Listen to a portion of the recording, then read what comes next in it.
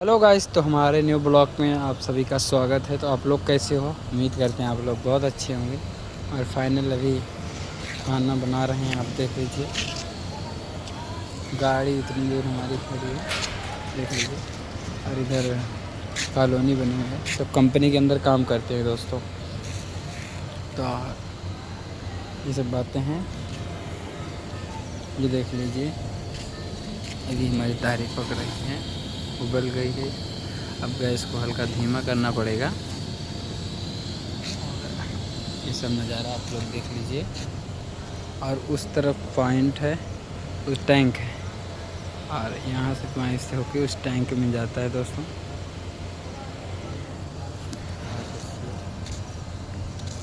शाम को पहुँचा, उसके बाद अभी खाना बना रहे हैं। और वीडियो को करते हैं समाप्त। मिलते हैं किसी दूसरे वीडियो में, तब तक के लिए बाय बाय। Like subscribe.